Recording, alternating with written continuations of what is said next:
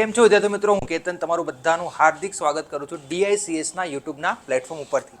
તો તમને જેમ બધાને ખબર છે કે આપણે STI અને CCI ગ્રુપ બી માઇન્સ માટે સિલેબસ વાઇઝ સબ્જેક્ટ વાઇઝ જે છે એ આપણે ક્વેશ્ચન્સ એના આન્સર્સનું એક સિરીઝ શરૂ કરી છે, બરાબર છે, જે તમારી પ્રિલિમ માટે કામની રહેશે.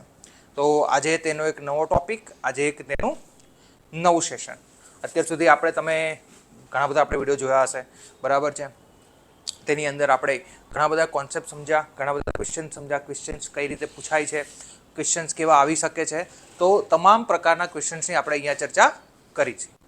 તો આજે આપણો નવો ટોપિક છે, આપણે વાતાવરણ શરૂ કર્યું હતું. વાતાવરણમાં પહેલું ટોપિક આપણે કમ્પ્લીટ કર્યો હતો, જેનું નામ હતું વાતાવરણના સ્તરો, બરાબર છે. આજે વાતાવરણનો સેકન્ડ ટોપિક છે, એ છે સૂર્યઘાત અને તાપમાન, બરાબર છે. ચલો તો કોઈ પણ પ્રકારના દેરી વગર આપણે આપણા કામ ઉપર આવીએ અને આપણે ટોપિકને કમ્પ્લીટ કરીએ. તો પહેલો ટોપિક, નેક્સ્ટ ટોપિક છે આપણો સૂર્યઘાત અને તાપમાન, બરાબર. હવે દેખો, આ ટોપિક છે બહુ જ નાનો. સૂર્યઘાત અને તાપમાન તમારો એકદમ કહેવાય ને કે બહુ બેઝિક ટોપિક છે, ઇઝી ટોપિક છે. અહીંયાથી મેક્સિમમ ક્વેશ્ચનો પૂછાતા હોય છે, બરાબર છે. તો કયા ટાઈપના ક્વેશ્ચનો પૂછાય છે, ક્યાંથી ક્વેશ્ચનો આવે છે, કેવા પ્રકારના ક્વેશ્ચનો હોય છે, તો એની આપણે આજે ચર્ચા કરવાની છે, બરાબર છે. ચાલો, તો સૂર્યઘાત અને તાપમાન, જેને આપણે ઇંગ્લિશમાં કહીએ સોલર ઇન્સોલેશન, બરાબર છે. સોલર ઇન્સોલેશન કહીશું, સોલર ઇન્સોલેશન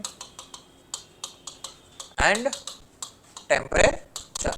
દેખો, આ એક એવું ટોપિક છે કે જે તમને છે ને આ ટોપિક આવડશે ને તો આના પછીનો જે નેક્સ્ટ ટોપિક છે ને એમાં પણ તમને ઇઝી રીતે ખબર પડી જશે. કારણ કે આ ટોપિક એ સીધો ક્યાંક ને ક્યાંક સીધો જે સંકળાયેલો છે, બરાબર છે, એ તમારા કહેવાય કે આબોહવા ચેપ્ટર સાથે સંકળાયેલો છે. તમને ખબર છે કે આબોહવાના તત્વો અને પરિબળો કરીને એક તમને ટોપિક આપેલો છે. તો આબોહવાના ઘણા બધા તત્વો હોય છે, બરાબર છે. આબોહવાના ફેક્ટર્સની વાત કરું, આબોહવાના તો એના ઘણા બધા ફેક્ટર્સ હોય છે, જેમ કે તાપમાન એનું સૌથી ઇમ્પોર્ટન્ટ ફેક્ટર છે.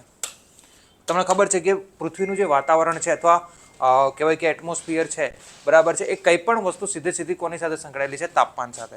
તો તમારું જે ટેમ્પરેચર એટલે કે તાપમાન છે એ સૌથી ઇમ્પોર્ટન્ટ ફેક્ટર બને છે આબોહવાનું, બરાબર છે. એના પછી દબાણ છે, બરાબર છે, ભેજ છે, બરાબર છે. તાપમાન, દબાણ, ભેજ, આ બધા જે છે એ તમારા આબોહવાના શું છે? પરિબળો છે, ફેક્ટર્સ છે. એમાં સૌથી ઇમ્પોર્ટન્ટ ફેક્ટર જે છે એ તમારું કયું છે? તાપમાન છે. તો એના રિગાર્ડિંગ જે ટોપિક છે એનું નામ છે સોલર ઇન્સોલેશન, એટલે કે સૂર્યઘાત, અને તાપમાન એટલે કે ટેમ્પરેચર. ક્લિયર થાય છે? તો કે સૂર્યઘાત અને તાપમાન, બરાબર છે. ચાલો આગળ જઈએ નેક્સ્ટ આપણે ક્વેશ્ચન તરફ. તો શું છે પહેલો ક્વેશ્ચન?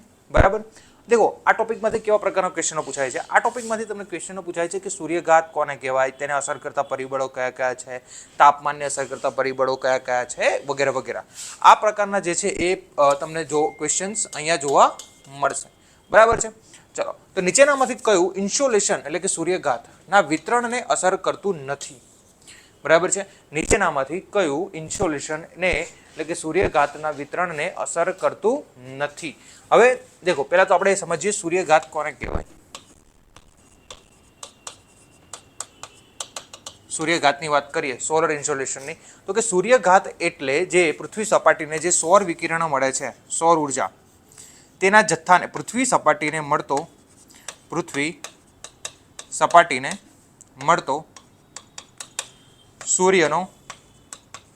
સૂર્યની ઉર્જા અથવા એનો જથ્થો, તેને આપણે શું કહીએ છીએ? સૂર્યઘાત કહીએ છીએ. સિમ્પલ ભાષામાં કહીએ તો આપણને જે પૃથ્વી સપાટી સુધી જે સૂર્યનો કિરણો અથવા તો સૂર્યની ઉર્જા મળે છે તેને આપણે શું કહીએ છીએ? તો કે સૂર્યઘાત કહીએ છીએ, સોલર ઇન્સોલેશન કહીએ છીએ, બરાબર છે. સિમ્પલ ભાષામાં તડકો કહીએ. તમે પૃથ્વી સપાટી ઉપર તમને જે સૂર્યની એનર્જી એટલે કે તડકો મળે તેને આપણે શું કહીએ છીએ? સૂર્યઘાત કહીએ છીએ, બરાબર છે.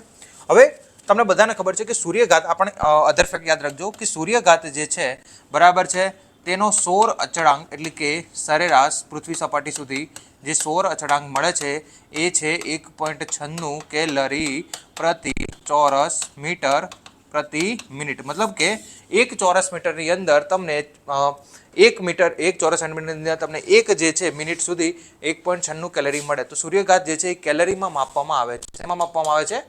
કેલરીમાં, બરાબર. અને જે માપવાનું સાધન છે એ સાધનનું નામ પણ યાદ રાખજો, પાયરેનોમીટર. સૂર્યઘાતની ઉર્જા માપવા માટેનું જે સાધન છે એ સાધનનું નામ યાદ રાખજો, પાયરેનોમીટર. શું નામ છે? પાયરેનોમીટર. બરાબર છે. ચલો હવે આ તો પૃથ્વીનો સરેરાશ સૌર અચળાંક કહેવાય, મતલબ કે સરેરાશ બધી જગ્યાએ સૂર્યઘાત મળે છે પૃથ્વીનો, એટલે કે સૂર્યની એનર્જી મળે છે પૃથ્વી સપાટીને. તો બધાનું જ્યારે ભેગું કરીને જ્યારે એવરેજ કાઢવામાં આવે છે એ તો સૌર અચળાંકનો એવરેજ કહેવાય છે. કેટલી છે એવરેજ? 1.96 કેલરી પ્રતિ ચોરસ સેન્ટીમીટર. બરાબર છે. ચાલો તો હવે આ જે સરેરાશ છે 1.96 પ્રતિ ચોરસ પ્રતિ મિનિટ 1.96, આ તો સરેરાશ થઈ, પણ બધી જગ્યાએ પૃથ્વી સપાટી ઉપર બધી જગ્યાએ સૌર ઉર્જા અથવા તો સૂર્યનો એનર્જી, સૌર વિકરણો તમને બધાને ખબર છે કે બધી જગ્યાએ એક જેવી મળતી નથી. બધી જગ્યાએ અલગ અલગ તમને સૌર ઉર્જા જોવા મળે છે. કેમ જોવા મળે છે? તો કે એના કેટલાક પરિબળો છે, ફેક્ટર્સ છે. સૂર્યઘાતને અસર કરતા ઘણા બધા શું આવેલા છે? પરિબળો, એટલે કે ફેક્ટર્સ આવેલા છે કે જે અનુસાર બધી જગ્યાએ સૂર્યઘાત કેવો જોવા મળે છે? અલગ અલગ જોવા મળે છે. તો એની આપણે ચર્ચા કરીએ તો તમને બધાને ખબર હશે, જે લોકો રીડિંગ કરીને બેઠા હશે, કે બધી જગ્યાએ સૂર્યઘાત એક જેવો જોવા મળતો નથી, પરંતુ સૂર્યઘાતને અસર કરતા ઘણા બધા શું છે? પરિબળો. સૂર્યઘાતને અસર કરતા શું છે? પરિબળો. અથવા તો એમ કહી શકાય કે બધી જગ્યાએ પૃથ્વી સપાટી ઉપર સૂર્યઘાત કેવો જોવા મળે છે? અલગ અલગ જોવા મળે છે. કેવો જોવા મળે છે? અલગ અલગ. તો એના રીઝન્સ અથવા તો એના કારણો શું છે સિમ્પલ ભાષામાં? તો પહેલું કારણ જે છે સૂર્યઘાતને અસર કરતા પરિબળોનું, બરાબર છે, એ છે ઊંચાઈ છે એક. બરાબર છે. પછી સૂર્યનો કિરણો નો ઝોક અથવા તો એનો કોણ કહી શકાય. બરાબર છે. ત્રીજું દિવસની લંબાઈ આવે છે. દિવસની શું આવે છે? લંબાઈ. ચોથું તમારું અક્ષાંશ આવે છે. શું આવે છે? અક્ષાંશ આવે છે. બરાબર છે. પાંચમું તમારું પૃષ્ઠ આવશે, તમારું રિલીફ કઈ બાજુનું છે, કેવું છે. બરાબર છે. એ પણ ડિપેન્ડ કરે છે. બરાબર. તો આ ઇમ્પોર્ટન્ટ ફેક્ટર છે, પરિબળો છે કે જેનાથી સૂર્યઘાત બધી જગ્યાએ અલગ અલગ જોવા મળે છે. બરાબર છે. જેમ કે ઊંચાઈ છે, જેમ જેમ તમને ખબર છે કે પૃથ્વી સપાટીથી આપણે જેમ જેમ જઈએ ઉપર જઈએ તેમ તેમ કેવું તાપમાન ઘટે છે. બરાબર. સૂર્યના કિરણનો કોણ એટલે કે અક્ષાંશની વાત કરીએ તો તમને બધાને ખબર છે કે વિષુવવૃત્તવાળો જે એરિયા છે એ વધારે પડતો ગરમ રહે છે, બીકોઝ ત્યાં તમને શું જોવા મળે છે? આખા વર્ષ દરમિયાન ઉર્જા જોવા મળે છે. જ્યારે ધ્રુવો આગળ તમને ખબર છે કે અહીંયા ઉર્જા કેવી જોવા મળે છે? એકદમ લેસ, એટલે કે ઓછી જોવા મળે. તો બધા ફેક્ટર્સ છે કે જેનાથી સૂર્યઘાત જે છે, દિવસની લંબાઈ, ઓબ્વિયસલી દિવસ લાંબો હોય છે. બરાબર. એટલે કે ઉનાળો, ત્યારે સૂર્યઘાત આપણને કેવો જોવા મળે છે? વધારે જોવા મળે છે. જ્યારે દિવસ ટૂંકો હોય એટલે કે શિયાળો, એમાં આપણને સૂર્યઘાત કેવો જોવા મળે? ઓછું જોવા મળે છે. બરાબર છે. તો નીચેનામાંથી કયું ઇન્સ્યુલેશનના વિતરણને અસર કરતું નથી? તો શું આન્સર આવશે? ડી. મહાસાગરના પ્રવાહો સાથે સૂર્યઘાતને કઈ લેવા દેવા નથી. બરાબર છે. હા, અહીંયા જો તમને એવું ક્વેશ્ચન પૂછાયો હતો કે જમીન અને પાણીનું વિતરણ અથવા જમીન અને પાણીનું વિતરણ, તો પણ આવી શકે. કેમ? તો કે જમીન વધારે ગરમ થાય. યાદ રાખજો, જમીન જે છે એ કેવી ગરમ થાય? વધારે ગરમ થાય. જ્યારે વધારે ગરમ થાય અને જલ્દી ગરમ થાય. જ્યારે પાણી જે છે એ ધીમે ધીમે ગરમ થાય અને ધીમે ધીમે ઠંડુ પડે. કારણ કે પાણી કેવું હોય? પારદર્શક હોય. તો પારદર્શક હોય એટલે શું થાય છે કે નીચે સુધી, છેક સુધી પાણી સૂર્યઘાતનો જથ્થો જતો. જ્યારે જમીન જે છે તમારી કેવી છે? સોલિડ. તો એમાં ઉર્જા જે છે છેક જમીન નીચે સુધી જઈ શકતી નથી. તો આ ફેક્ટર્સ ખાસ યાદ રાખજો કે આટલા ફેક્ટર છે કે જે તમારા સૂર્યઘાતને અસર કરે છે. સૂર્યઘાતના પરિબળ અથવા સૂર્યઘાતના વિતરણને શું કરે છે? અસર. બધી જગ્યાએ અલગ અલગ સૂર્યઘાત. જેમ કે તમે ભારતમાં જુઓ તો વર્ષ દરમિયાન મોટાભાગે ગરમી, કેમ કે ભારત જે છે એનો મોટાભાગનો વિસ્તાર જે ઉષ્ણકટિબંધ ક્ષેત્રમાં છે. બરાબર. તમે યુરોપિયન કન્ટ્રીઝ જોશો તો ત્યાં તમને સૂર્યની એનર્જી ઓછી જોવા મળે છે. રીઝન શું છે? તો કે એના અક્ષાંશને ડિપેન્ડ કરે છે. તો આ રીઝન્સ છે. તો અહીં આન્સર શું આવશે? ડી આવશે. ચાલો, ક્લિયર થયું? ચલો આગળ જઈએ નેક્સ્ટ ક્વેશ્ચન તરફ.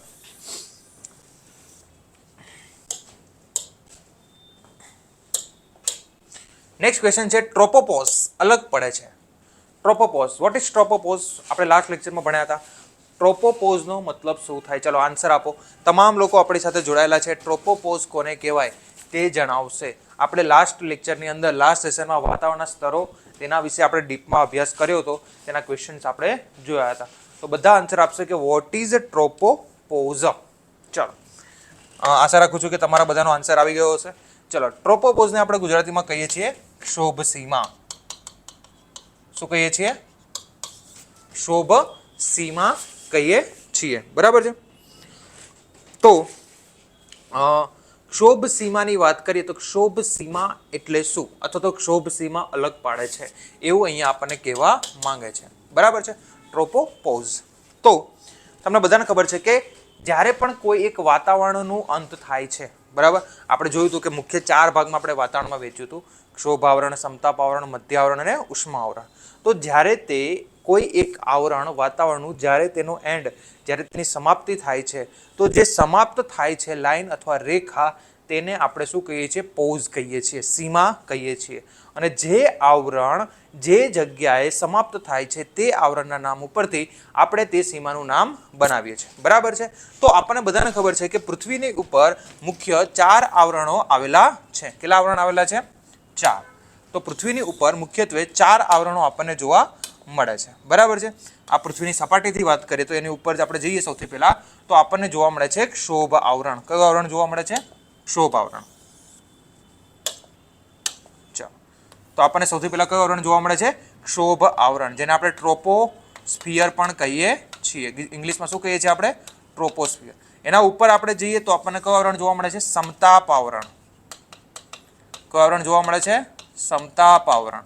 પછી એની ઉપર આપણે જોઈએ તો કયું આવરણ જોવા મળે છે? મધ્ય આવરણ. અને સૌથી ઉપર આપણને એટલે કે અનલિમિટેડ સુધી કયું જોવા મળે છે? ઉષ્મા આવરણ. બરાબર છે. ઉષ્મા આવરણ. તો આની આપણે 4 કેરેક્ટરિસ્ટિક લાસ્ટ લેક્ચરમાં જોઈ હતી. બરાબર છે.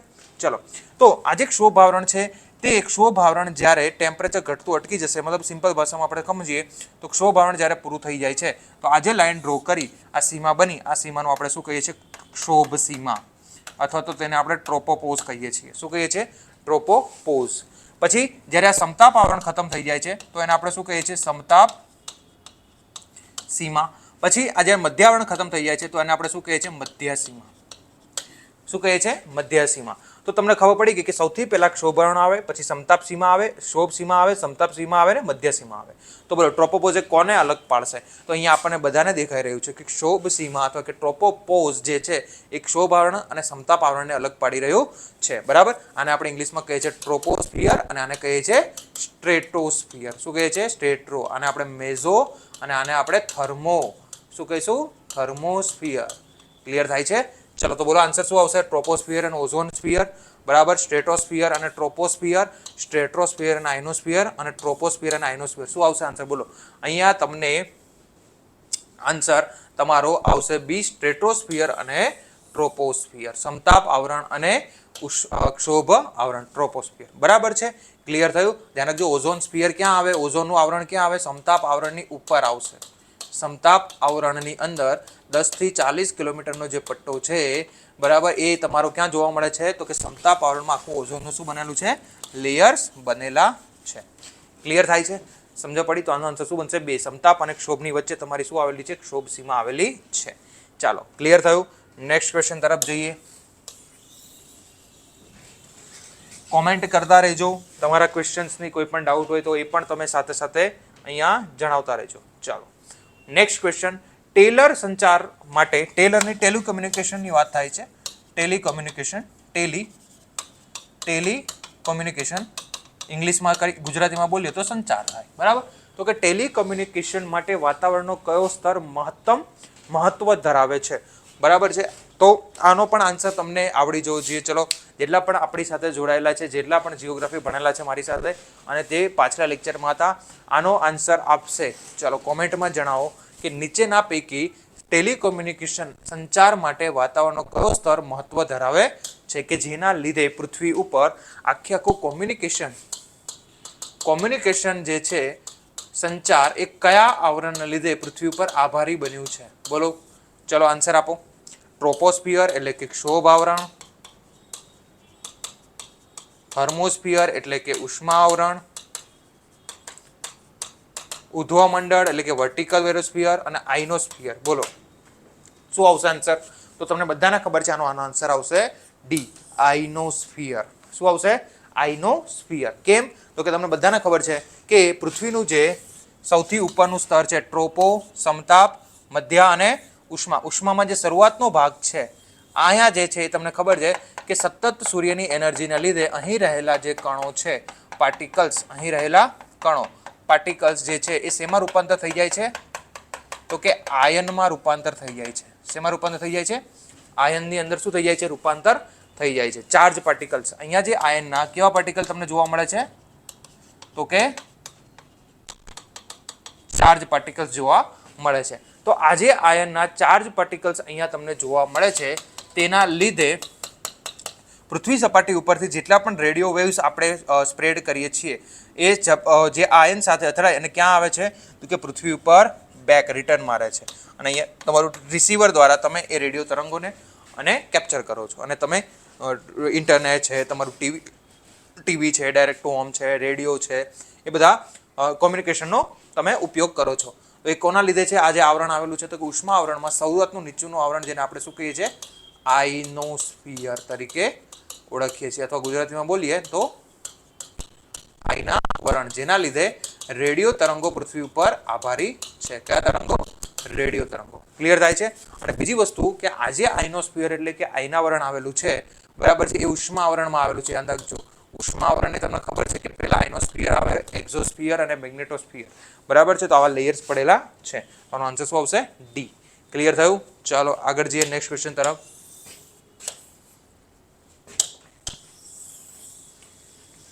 કોમેન્ટ કરતા રહેજો અને સાથે સાથે તમારો આન્સર પણ તમે નીચે આપતા રહેજો. ચાલો ચોથો ક્વેશ્ચન છે કે પૃથ્વી પર આવનારા સૌર વિકિરણને ઇન્સ્યુલેશન તરીકે ઓળખવામાં આવે છે. બોલો સાચું કે નહીં? નીચેનામાંથી કયા વિધાનો સાચા જવાબ આપવાના છે? તો આપણી સામે 3 સ્ટેટમેન્ટ છે. કેટલા સ્ટેટમેન્ટ છે? 3 સ્ટેટમેન્ટ છે.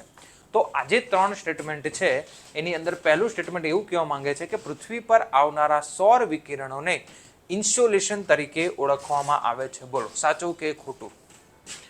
ચલો આન્સર આપો, હું કોમેન્ટ જોઉં છું. ચલો આન્સર આપો, શું આવશે આન્સર? પૃથ્વી પર આવનારા સૌર વિકિરણોને ઇન્સ્યુલેશન તરીકે ઓળખવામાં આવે છે. બોલો શું આવશે? સાચું કે ખોટું? યસ સાચું. હમણાં જ આપણે જોયું કે જે પૃથ્વી પર સૂર્યની એનર્જી મળે છે એ સૌર વિકિરણને એ સૌર ઇન્સ્યુલેશન એટલે કે શું કહીએ છીએ આપણે? સૂર્યઘાત તરીકે ઓળખીએ છીએ. કયા તરીકે ઓળખીએ છીએ? સૂર્યઘાત. બરાબર છે, સૌર ઘાત અથવા તો સૂર્યઘાત. ડન. ચાલો આગળ. 4 જુલાઈના રોજ પૃથ્વીનું સૌથી દૂરનું અંતર 150 મિલિયન કિલોમીટર છે, અથવા તો 15.21 કરોડ કિલોમીટર પણ બોલી શકો. ચલો આને મિલિયન્સની અંદર અહીંયા તમે 15.21 કરોડ કિલોમીટર પણ બોલી શકો. તો કે આ 4 જુલાઈના રોજ પૃથ્વીથી સૂર્યનું સૌથી દૂરનું અંતર, ઓબ્વિયસલી યસ, આપણે જો પહેલો લેક્ચર પૃથ્વીનું પરિભ્રમણની ગતિ ભણ્યા હતા એમાં 2 શબ્દો ભણ્યા હતા. એક હતો અપહેલિયન અને એક શબ્દ હતો પેરીહેલિયન. કયો હતો? પેરીહેલિયન. બરાબર છે, અપહેલિયન અને પેરીહેલિયન. ઉપસૌર અને અપસૌર. ઉપસૌર એટલે કોને કહેવાય? તો કે પૃથ્વી અને સૂર્ય વચ્ચેનું નજીકનું અંતર, જે તમને કઈ તારીખે જોવા મળે છે? 3 જાન્યુઆરી. વચ્ચેનું નજીકનું અંતરને પેરીહેલિયન અથવા ઉપસૌર કહીએ છીએ. કઈ તારીખે જોવા મળે છે? 3 જાન્યુઆરીએ. જ્યારે અપસૌરની જે ઘટના છે, બરાબર છે, અપસૌર એટલે કે પૃથ્વી અને સૂર્ય વચ્ચેનું દૂરનું અંતર, પૃથ્વી અને સૂર્ય વચ્ચેનું દૂરનું અંતર એ તમને 4 જુલાઈના દિવસે જોવા મળે છે.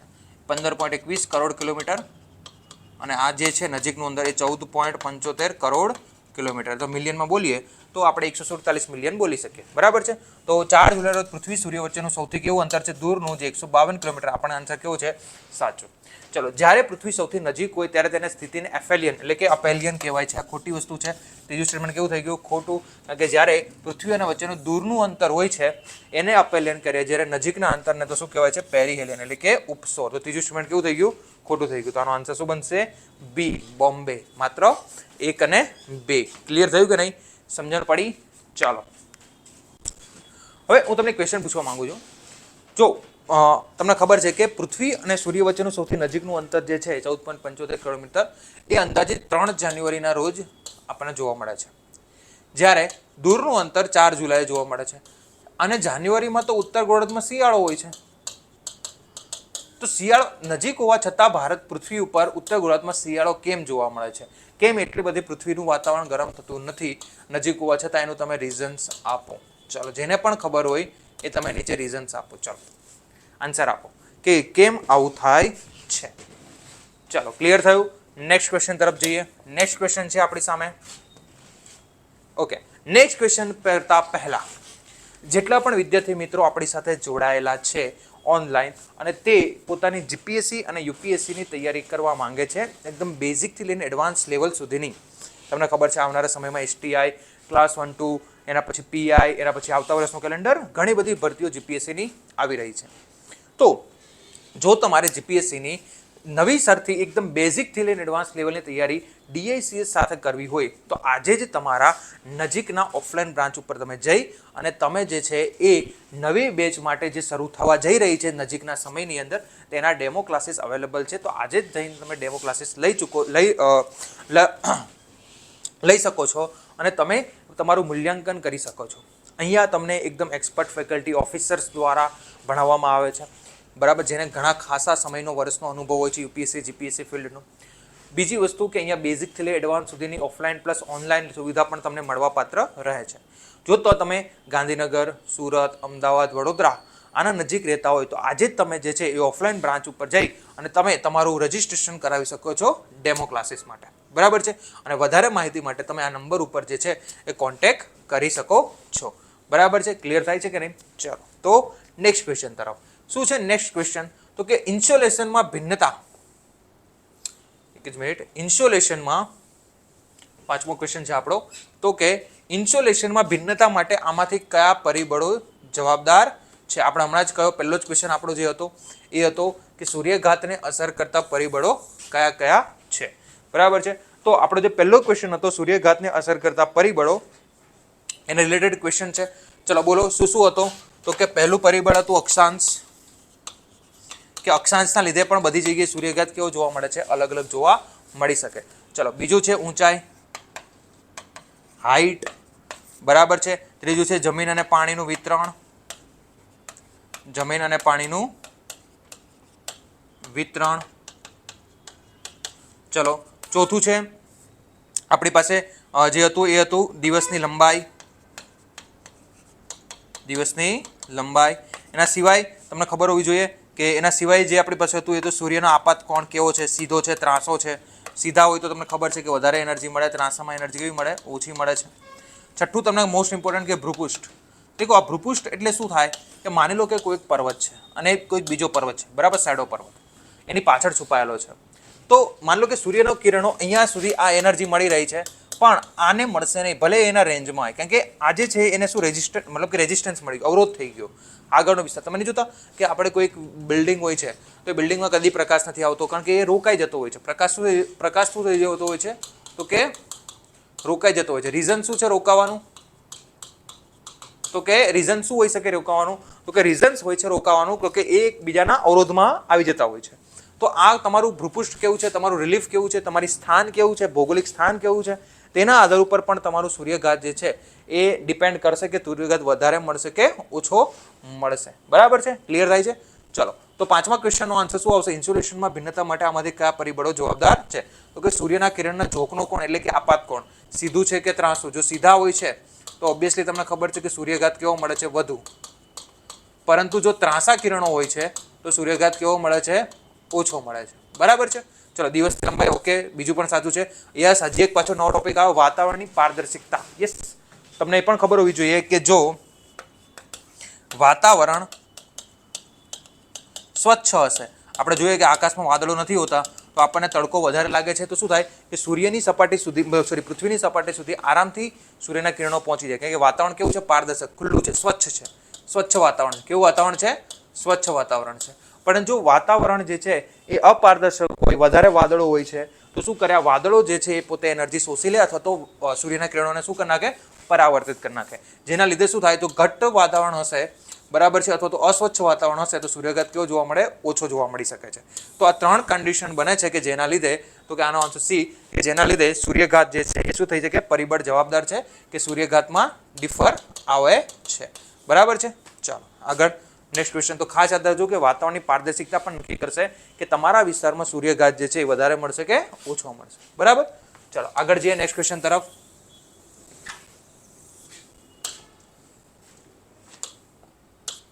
छठा नंबर क्वेश्चन, पृथ्वी द्वारा प्रतिबंधित दृश्यमान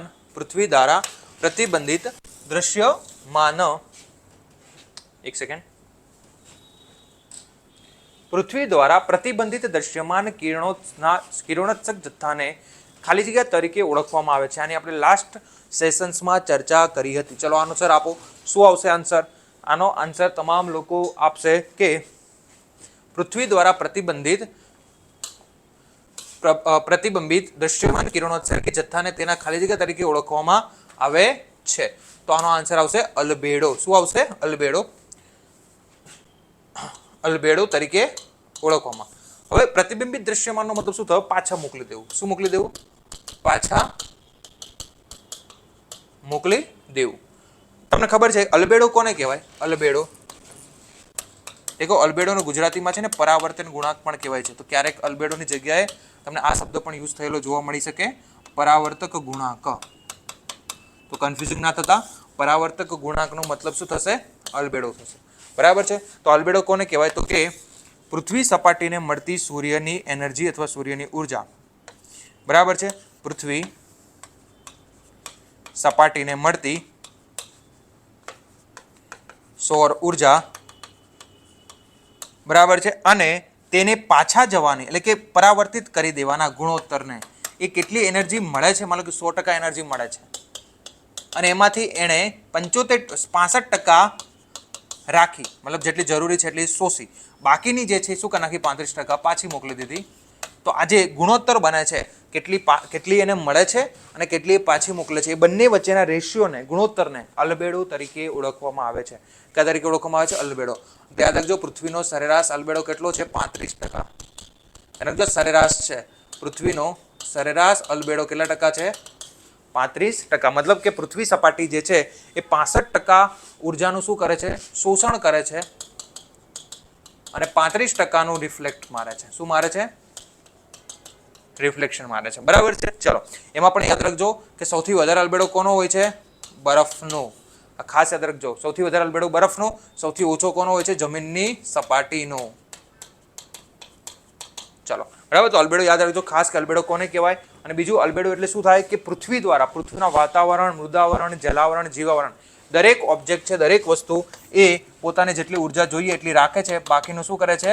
પાછા મોકલી દે છે. એ પછી પાણી હોય કે બરફ હોય, બરાબર છે, કે પછી સપાટી હોય કે પછી કોઈ પણ પ્રકારની વસ્તુ હોય, ઓબ્જેક્ટ હોય. બરાબર. તમે રોડ જોશો, તમે રસ્તા જોશો, તમે પાક જોશો, દરેક વસ્તુ પાસે પોતાનો શું હોય છે? વાદળો જોવો તમે, કોઈ ભેજ જોશો, પોતાની પાસે, દરેક પાસે પોતાનો શું હોય છે? અલ્બેડો હોય છે. ક્લિયર થયું? ચલો આગળ જઈએ નેક્સ્ટ ક્વેશ્ચન તરફ.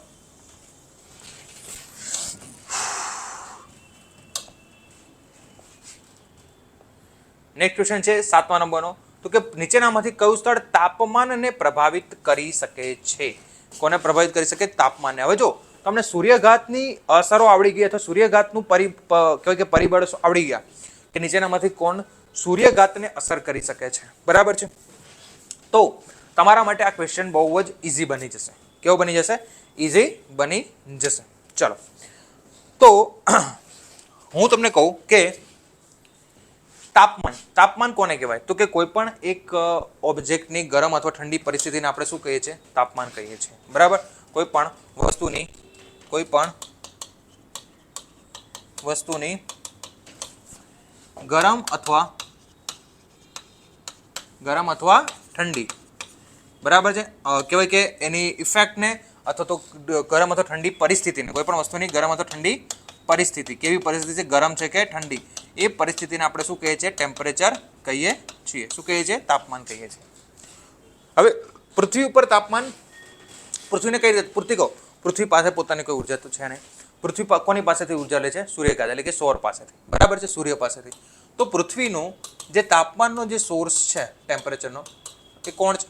તો કે સૂર્ય. તો જો તમને એ ટોપિક ખબર પડે કે સૂર્યઘાતને અસર કરતા પરિબળો અથવા તો સૂર્યઘાતથી તાપમાન નક્કી થાય, તો તમને આ ક્વેશ્ચન ઈઝી રહી ગયો. તો આપણે હમણાં જોયું કે સૂર્યઘાતને અસર કરતા પરિબળો કયા કયા હતા. તો એ જ વસ્તુ તમારું તાપમાનને પ્રભાવિત કરતા પરિબળમાં આવશે. જેમ કે આપણે જોયું કે સૂર્યઘાતને અસર કરતા પરિબળમાં એક હતું તમારું કયું? અક્ષાંશ. તો અહીંયા પણ અક્ષાંશ આવશે. તો તમને બધાને ખબર છે કે પૃથ્વીના આ જે વચ્ચેવાળો પટ્ટો છે, જેને આપણે વિષુવવૃત્તવાળો એરિયા કહીએ છીએ, એ સૌથી ગરમ છે, કેમ કે અહીંયા સૌથી આખા વર્ષ દરમિયાન વધારે પડતો શું જોવા મળે છે, તો કે વધારે પડતો અહીંયા તમને શું જોવા મળે, સૂર્યઘાત જોવા મળે છે આખા વર્ષ દરમિયાન. જ્યારે ધ્રુવો જે છે એની સાપેક્ષે કેવા છે, ઠંડા છે, કેમ કે અહીંયા સૂર્યઘાત કેવો જોવા મળે છે, ઓછો જોવા મળે છે. તો ઓબ્વિયસલી તો પેલું કારણ કયું થઈ ગયું, તાપમાન. બીજું ઊંચાઈ. આપણે જોઈએ છીએ કે સૌથી પહેલા પૃથ્વી સપાટી ગરમ થાય, અને પછી એનું ઉપરનું વાતાવરણ, પછી એના ઉપરનું વાતાવરણ, પછી એના ઉપરનું, પછી એના ઉપરનું. તો જેમ જેમ તમે પૃથ્વી સપાટીથી કઈ બાજુ જાઓ છો, ઉપર તરફ જાઓ છો, એમ તમારું તાપમાન શું થાય છે, ઘટે છે. બરાબર છે. જેને આપણે લેપ્સ રેટ કહેશું. શું કહેશું, લેપ્સ રેટ. લેપ્સ રેટ કેટલો હોય છે, તો કે દર 1 કિલોમીટરે 6.5 ડિગ્રી સેલ્સિયસ જેટલો. બરાબર છે. ચલો આગળ. તો ઊંચાઈ આવશે. ત્રીજું, સમુદ્રથી અંતર.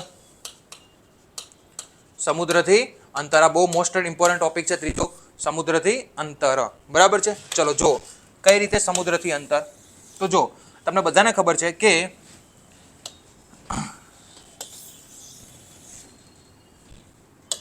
જો હું એક ડ્રોઈંગ કરું, માની લો કે આ ઇન્ડિયા છે, બરાબર છે, અને અહીંયા તમારું યુપી આવેલું છે, અને અહીંયા તમારું મુંબઈ છે. બરાબર છે. તમે જોશો મુંબઈ સમુદ્રથી કેવું છે, નજીક છે. જ્યારે યુપીનો કોઈ અલ્હાબાદ વાળો વિસ્તાર છે, અલ્હાબાદ અથવા પ્રયાગરાજ જેને આપણે કહીએ છીએ, તો એ કેવું થઈ ગયું, સમુદ્રથી દૂર. તો અને આખો વિસ્તાર કેવો છે, જમીનવાળો વિસ્તાર છે. કેવો વિસ્તાર છે, જમીનવાળો વિસ્તાર છે. તો શું થાય છે, એક તો જમીન છે એટલે જલ્દી ગરમ થાય. કેવી ગરમ થાય છે, જલ્દી ગરમ થાય છે. બરાબર. જ્યારે આ મુંબઈ જે છે એ પણ જમીન જ છે, પણ એની નજીકમાં શું આવેલું છે, તો કે સમુદ્ર આવેલો છે. તો શું થાય છે, તો કે અહીંયા એક ફિનોમિના રચાય છે, જેને આપણે કહીએ છીએ જમીન અને સમુદ્રની લહેરો. કઈ લહેરો, જમીન અને સમુદ્રની લહેરો. તો દિવસ દરમિયાન શું થશે, તો કે દિવસ દરમિયાન માની લો કે ઉનાળો છે, દિવસ છે, આ ભાગ ગરમ થશે, માની લો કે 40 ડિગ્રી સેલ્સિયસ. એની સાપેક્ષે મેં તમને પાણી કીધું હતું કે પાણી જે છે કેવું ગરમ થાય, તો કે ધીમે ધીમે ગરમ થાય. એની સાપેક્ષે માનો કે દિવસ દરમિયાન બપોરે 12 વાગે અહીંનું ટેમ્પરેચર કેટલા ડિગ્રી છે, 30 ડિગ્રી સેલ્સિયસ છે. બરાબર છે. કેવું છે, 30 ડિગ્રી સેલ્સિયસ. તો જેટલું તાપમાન વધારે હોય ને લો પ્રેશર બનાવે. દબાણ પટ્ટાવાળા ચેપ્ટરમાં આપણે સમજશું. બરાબર છે. તો જેટલું ટેમ્પરેચર વધારે હશે કેવું પ્રેશર બનાવે, લો. તો અહીંયા હવાનું કેવું પ્રેશર હશે, લો. જ્યારે સમુદ્ર ઉપર ઠંડુ છે તો અહીંયા હાઈ પ્રેશર હશે. પવનો જે છે એ હાઈ પ્રેશરથી કઈ બાજુ ગતિ કરે, લો પ્રેશર. તો દિવસ દરમિયાન જે સમુદ્રવાળા વિસ્તાર હોય તેમાં દિવસ દરમિયાન સમુદ્રથી હવાનો ઠંડા પવનોનો પટ્ટો અથવા ઠંડા પવનો આવતા હોય છે, જેને સમુદ્રની લહેર કહેવાય, ઉનાળા દરમિયાન, દિવસ દરમિયાન. અને એ શું થાય છે, તો એ ઠંડા હોવાના લીધે એ ઉનાળામાં ભલે 40 ડિગ્રી હોય છે, પણ છતાં પણ આપણને એટલી બધી ગરમીનો અહેસાસ થવા દેતું નથી. બરાબર છે. એટલી જ જે દરિયા કિનારાવાળો વિસ્તાર હોય છે તે લોકોને એટલી બધી જે છે એ ગરમી અને ઠંડીની અહેસાસ થતી નથી. તેથી જે દરિયા કિનારાવાળા પટ્ટામાં લોકો રહે છે તેને સમ આબોહવાવાળા પ્રદેશ પણ કહેવાય છે. કયા પ્રદેશ કહેવાય છે, સમાન આબોહવા. મતલબ ના ઉનાળામાં બહુ ગરમી પડશે, ના બહુ શિયાળામાં બહુ ઠંડી પડશે. જ્યારે દૂરના વિસ્તાર છે, જેમ કે યુપી અલ્હાબાદ કીધું આપણે, તો ત્યાં કોઈ સમુદ્રના આવા પવનો આવવાના નથી. તો શું થાય છે, તો કે ત્યાં ગરમીમાં બહુ ગરમી, ઠંડીમાં બહુ જ ઠંડી. તો આવા લોકોને આપણે વિષમ આબોહવાવાળા પ્રદેશ કહીએ છીએ. કયા પ્રદેશ, વિષમ આબોહવા. તો જેટલું તમે તમે કેટલા નજીક રહો છો સમુદ્રથી, એટલું તમારું જે છે તાપમાનમાં તમારું અસર, એટલે કે તાપમાનમાં ફરક પડશે. તો સમુદ્રથી અંતર પણ આવશે તમારું. અને ચોથું છે એર માસ પરિભ્રમણ, વાયુ રાશિ. આ પણ આપણે નેક્સ્ટ લેક્ચરમાં સમજશું. તો કે વાયુ રાશિ બે પ્રકારની હોય, ગરમ અને ઠંડી. તો જો ગરમ અને ઠંડી ભેગી થશે તો શું થશે, ગરમ એર માસ વાયુ રાશિ પરિભ્રમણ કરતી હોય છે. ગરમ વાયુ રાશિ હશે તો વાતાવરણ તાપમાન ગરમ કરશે, ઠંડી હશે તો ઠંડી કરશે. તો ચારે ચાર આન્સર આવશે. 1 2 3 સોરી 1 2 3 4. આનો આન્સર ડી આવશે. બરાબર છે. ડી આવશે. 1 2 3 અને 4. આ ચારે ચાર પરિબળ છે કે જેનાથી તમારું તાપમાન શું થાય છે, પ્રભાવિત થાય છે. બરાબર. તો ચલો 7 નંબરનો ક્વેશ્ચન બહુ ઇમ્પોર્ટન્ટ હતો, ખબર પડવી જોઈએ. ચલો 8 નંબરનો ક્વેશ્ચન શું છે, 8 નંબરનો ક્વેશ્ચન તમારી સ્ક્રીન ઉપર છે. ચલો આન્સર આપો. 8 નંબરના ક્વેશ્ચન્સનો આન્સર આપો બધા. તમામ લોકો જે આપણી સાથે જોડાયેલા છે 8 નંબરના ક્વેશ્ચનનો આન્સર આપશે. તો કે સામાન્ય રીતે ઊંચાઈના વધારા સાથે તાપમાનમાં ઘટાડો થાય છે, જેને સામાન્ય લેપ્સ રેટ કહેવાય. યસ, આપણે હમણાં જ જોયું કે જેમ જેમ તમે પૃથ્વી સપાટીથી કઈ તરફ જશો, તો કે જેમ જેમ તમે પૃથ્વી સપાટીથી ઊંચાઈ તરફ જશો એમ તાપમાન શું થશે, ઘટશે. કેટલું ઘટે છે, તો કે દર 1 કિલોમીટરે 6.5 ડિગ્રી સેલ્સિયસ. અને આપણે શું કહીએ છીએ, લેપ્સ રેટ, સામાન્ય લેપ્સ રેટ કહીએ છીએ. તો પહેલું સ્ટેટમેન્ટ કેવું થઈ ગયું, સાચું. ચલો, ચોખ્ખું આકાશ, સ્થિર હવા સાથેની લાંબી શિયાળાની રાત્રિના તાપમાનમાં વ્યુત્ક્રમણ હોઈ શકે છે, એટલે કે ઊંચાઈમાં વધારા થવા સાથે તાપમાન વધે છે. યસ, દેખો હવે એક નવો ટોપિક આવે, તાપમાનનું વ્યુત્ક્રમણ. દેખો અહીં આપણે વસ્તુ સમજવી પડશે. વોટ ઇઝ તાપમાનનું વ્યુત્ક્રમણ? ટેમ્પરેચર ઇન્વર્ઝન કોને કહેવાય? તો આપણને બધાને ખબર છે કે જેમ જેમ તમે આ જમીન સપાટી છે, આ શું છે? જમીન સપાટી. તો જેમ જેમ તમે પૃથ્વી સપાટીથી કઈ તરફ જાઓ છો? ઊંચાઈ તરફ જાઓ છો, એમ તાપમાન કેવું થાય છે? ઘટે છે. કેમ કે સૌથી પહેલા સપાટી ગરમ થશે, પછી એની ઉપરની લેયર્સ, પછી એની ઉપરની લેયર્સ, પછી એની ઉપરની લેયર્સ, પછી એની ઉપર, તો જતા જતા શું થાય? એનર્જી લોસ થશે, એનર્જી સ્ટોર થશે. ઉપરવાળા માટે એનર્જી કેવી હોય છે? ઓછી. તો જેમ જેમ તમે ઉપર જાઓ છો ક્ષોભાવરણમાં, તો એમ તાપમાન કેવું થાય છે? ઘટે છે, જેને આપણે લેપ્સ રેટ કહીએ છીએ. અને આ લેપ્સ રેટ કેટલો હોય છે? તો કે દર 1 કિલોમીટરે 6.5 ડિગ્રી સેલ્સિયસ ઘટે છે. પણ આની સાથે એક શબ્દ છે તાપમાનનું વ્યુત્ક્રમણ. તમને સેકન્ડ સ્ટેટમેન્ટ જોવા મળશે, તાપમાનનું વ્યુત્ક્રમણ. તાપમાનનું વ્યુત્ક્રમણ.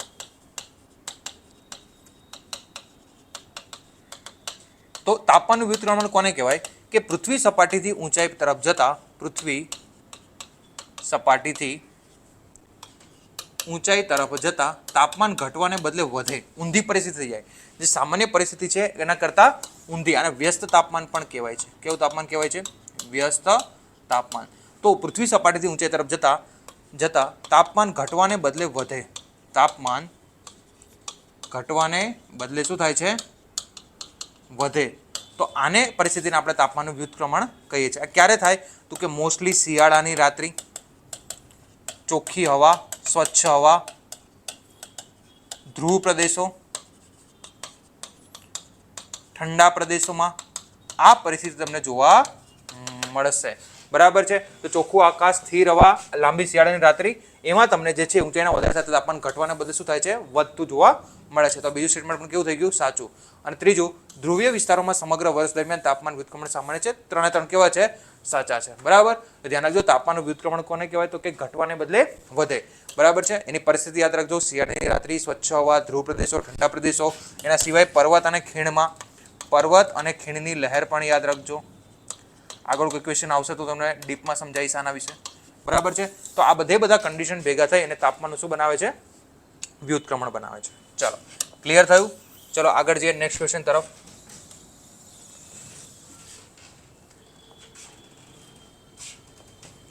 ચલો આગળ જતા પહેલા જેટલા પણ વિદ્યાર્થી મિત્રો આપણી સાથે જોડાયેલા છે, બરાબર છે, તમામને જણાવવાનું કે જો તમે માની લો કે તમે ઓફલાઈન ના આવી શકતા હોય અને તમે ઘરે બેઠા જીપીએસસી અને યુપીએસસીની તો તમારે તૈયારી કરવી હોય, તો જીપીએસસીના તમામ ઓનલાઈન પ્લસ રેકોર્ડેડ બેચ ઉપર DICS જે છે એ 15% ડિસ્કાઉન્ટ લાવી રહ્યું છે.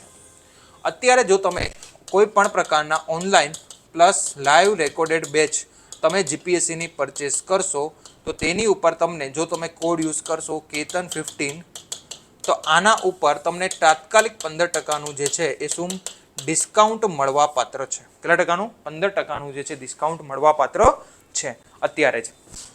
તો જો તમે ઓનલાઈન તૈયારી કરવી હોય તો તમે આ ઓફરનો લાભ લઈ શકો છો, જેમાં જિયોગ્રાફી મારા દ્વારા ભણાવવામાં આવ્યું છે, જેની અંદર તમને લાઈવ પ્લસ રેકોર્ડેડ બેચ પણ મળશે, જેની અંદર મેં યુપીએસસીના માજીદ હુસૈન, જીસી લિયોંગ, ગ્રંથ નિર્માણ અને તમામ સમરી ગુજરાતીમાં પ્લસ નોટ્સ બનાવીને આખો મેં સબ્જેક્ટ કમ્પ્લીટ કરેલો છે. તો અત્યારે જ આ કોડ યુઝ કરી અને તમે તાત્કાલિક 15%નું તમારું ડિસ્કાઉન્ટ મેળવી શકો છો. બરાબર છે? ચાલો આગળ જઈએ નેક્સ્ટ ક્વેશ્ચન તરફ. 9મા નંબરનો ક્વેશ્ચન, ચલો આન્સર આપશે. આઇસોથર્મ્સ બાબતે કયા વિધાનો સાચા છે? તો તમને બધાને ખબર છે કે આઇસોથર્મ્સનો મતલબ શું થાય? આઇસોથર્મ્સનો મતલબ થાય સમતાપન રેખા. શું થાય? સમતાપન રેખા. તો આઇસોથર્મ એટલે સમતાપન રેખા. સમતાપન રેખાને આપણે શું કહીએ ગુજરાતીમાં, ઇંગ્લિશમાં? આઇસોથર્મ, સમતાપન રેખા. સમતાપન રેખા કોને કહેવાય? તો કે વિશ્વમાં નકશા ઉપર, કેની ઉપર? નકશા ઉપર એક સમાન તાપમાન ધરાવતા, એક સમાન તાપમાન ધરાવતા સ્થળોને જોડતી રેખા.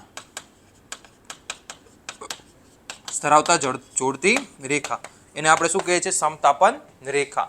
બરાબર? માની લો કે કોઈ એક રેખા છે, હું 20 ડિગ્રીની ડ્રો કરું તો 20 degree 20 degree 20 degree 20 degree 20 degree line જે બની એને હું શું કહીશ? સમતાપન, સમાન તાપમાન ધરાવતી રેખા, બરાબર છે.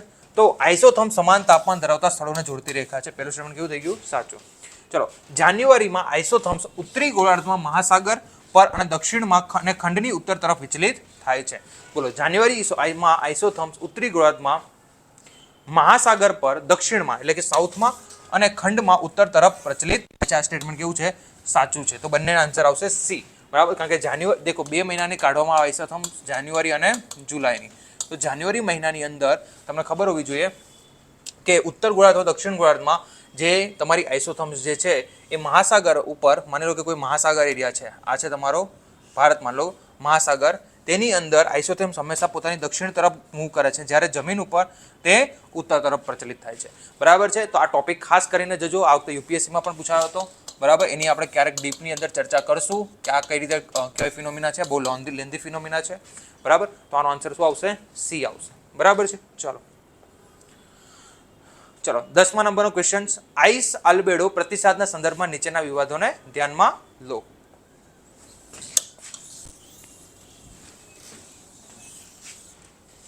ચલો, શું છે ક્વેશ્ચન? તો કે આઈસ અલ્બેડો પ્રતિસાદના સંદર્ભમાં નીચેના, એટલે કે અલ્બેડાની વાત કરે છે, બરાબર, બરફ અલ્બેડાની.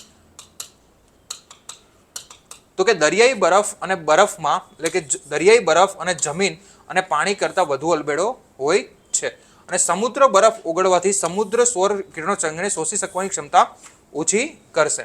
દેખો, આપણે બધાને ખબર છે કે બરફ જે હોય ને, યાદ રાખવાનું છે કે એનો અલ્બેડો સૌથી કેવો હશે? વધારે. અહીંયા થોડુંક એરર છે ક્વેશ્ચન્સમાં, બરાબર. તો આ ક્વેશ્ચનને આપણે અત્યારે ટીક નથી કરતા કારણ કે ઘણી બધી એરર દેખાય છે મને, સરખી રીતે ટ્રાન્સલેશન નથી થયું. તો તે યાદ રાખવાનું છે કે તમારું જે અલ્બેડો સૌથી વધારે કોનો આવશે? બરફનો આવશે. આ ખાસ યાદ રાખવાનું છે, સૌથી વધુ અલ્બેડો કોનો આવશે? બરફનો આવશે. અહીંયા થોડી ટ્રાન્સલેશન એરર છે, બરાબર છે. ચલો, તો આ ક્વેશ્ચન્સને આપણે નેક્સ્ટ સેશનમાં કરશું કે ટ્રાન્સલેશન એરર કાઢીને, બરાબર છે. ચલો, આમાંથી કોનો અલ્બેડો સૌથી વધારે છે? ઓબ્વિયસલી વસ્તુ છે, તમને ખબર છે કોનો આવશે? બરફનો. તમારે ખાસ યાદ રાખવાનું છે કે બરફનો અલ્બેડો 90 થી લઈ 95% સુધી જોવા મળે. મતલબ શું થયો? કે બરફ એક ચળકતી સપાટી છે. કેવી સપાટી છે? ચળકતી હિમાચ્છાદિત સપાટી છે. તો શું કરે છે? તો કે આ સૂર્યના જે કિરણો હોય છે, બરાબર છે, એ સૂર્યના કિરણો જે છે એને શું કરશે? તો કે સૂર્યના કિરણો અથડાઈને ક્યાં મોકલી દે છે? પાછા. પોતે કોઈ શોષતી નથી, બહુ જ ઓછું, 5% જેટલું શું કરે છે? માત્ર શોષે છે. બાકી 90 થી 95% જેટલું સૂર્યના કિરણો શું કરે છે? પરાવર્તન કરે છે. એટલા માટે અલ્બેડો કેવો છે? વધારે. જ્યારે સૌથી ઓછો અલ્બેડો યાદ રાખજો, જમીન સપાટીનો 4%. જમીન સપાટીનો અલ્બેડો કેટલા ટકા છે? સૌથી ઓછો 4. મતલબ 96%નું એ શોષણ કરે છે, 4% જ પાછું મોકલે છે, બરાબર. તો સૌથી વધુ અલ્બેડો કોનો આવશે? બરફનો. ચલો, અને સૌથી ઓછો અલ્બેડો કોનો આવશે? તો ઓબ્વિયસલી આપણે હમણાં જોયું તો કે જમીનનો. કોનો આવે છે? જમીનનો. સૌથી ઓછો અલ્બેડો કોનો આવશે? જમીનનો આવશે, બરાબર છે. ચલો, તો આ હતા આપણા આજના ઇમ્પોર્ટન્ટ ક્વેશ્ચન્સ, બરાબર છે. ચલો, કોઈ પણ ડાઉટ હોય તો તમે કોમેન્ટમાં જણાવો છો, આપણે એનું સોલ્યુશન આપશું. જો તમે યુટ્યુબમાં જ્યારે જોઈ રહ્યા હોય તો સબસ્ક્રાઇબ કરી દો, બરાબર. ટેલિગ્રામમાં જોઈ શકો છો, ઇન્સ્ટાગ્રામ ફોલો કરી લો, એપ્લિકેશન તમને પ્લે સ્ટોર પરથી મળી જશે. ફેસબુકમાં લાઇક કરી શકો છો, આ નંબર ઉપર તમે કોન્ટેક્ટ કરી શકો છો, જેથી તમને DICSના અલગ અલગ બ્રાન્ચીસ અને અલગ અલગ બેચ વિશે માહિતી મળતી રહેશે, બરાબર છે. ચલો, નેક્સ્ટ સેશનમાં આપણે દબાણપટ્ટા અને પવનવાળું ચેપ્ટર લઈને આવી રહ્યા છે, જે સૌથી ઇમ્પોર્ટન્ટ ચેપ્ટર છે. તો એ નિહાળવાનું ભૂલતા નહીં. ત્યાં સુધી તમામ લોકોનો આભાર.